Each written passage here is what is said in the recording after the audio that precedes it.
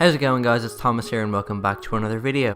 Today I'm going to be talking about what zones teams are going to run in NBA 2K18 Pro-Am, as Pro-Am is now officially allowing zones to be called on defense. As always, be sure to subscribe so you don't miss out on any of my content, and let's get right into the video.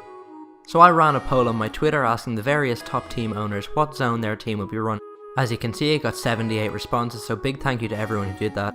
But as you can see, 45% of the responses said they'd be running a 2-3, and 33% of them said they'd be running a 1-3-1 zone, while 12% said they'd be running 3-2, and 10% said they'd be running 4-1. One response I did get from Young Trey, who plays for Flight Elite, said their team would be running a man zone. So 2-3 zone was the most popular out of the poll, and as you can see, it involved 3 players along the baseline, 1 underneath the basket and 2 in the corners, as well as that there's 2 men at the top at the elbows, most likely one of them being a lockdown.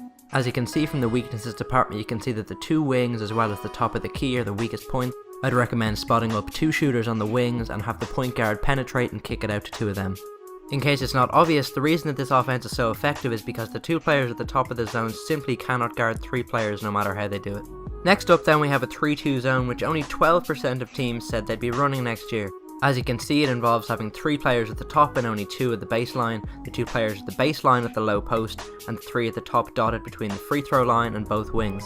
As you can see, it's essentially the opposite of a 2-3 zone, and the best place in my opinion to attack is the corners, as often there's confusion between whether or not the big man should go out or the wing player should drop down.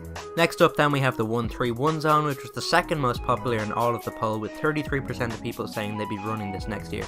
As you can see, it's more of a hybrid zone with 1 player underneath the basket, 1 player at the top, and then 3 players dotted between the wings and free throw line. The same as a 3-2 zone, in my opinion, the best place to attack would be the corners, as you can see there's no players currently guarding them. Another plus is that if the big man does decide to go out, it leaves the paint absolutely free for your big man to go in and get a score. Moving on, next up we have the 4-1 zone, which is quite a hybrid and is very unique. Only 10% of people who responded to the poll said they'd be running this, so maybe that's why. As you can see, it involves having 1 player up on the top guarding the ball handler, with the other 4 dotted around between the elbows and the wings. Last up then we have the matchup zone, which is basically a hybrid between a 2-3 or a 3-2 as well as man-to-man. As you can see on your screen right now, the zone starts off in either a 2-3 or a 3-2 alignment, although it assumes whatever form it takes to match the offense's alignment. I'm not sure how often this zone will actually get run in Pro-Am. I couldn't stick it onto the Twitter poll, so I don't actually know, so sorry about that. But anyways, that is going to wrap this video up. I do hope you all enjoyed. If you did, be sure to drop a like or let me know in the comment section. As I said before, be sure to subscribe so you don't miss out on any of my content, and I'll see you all next time.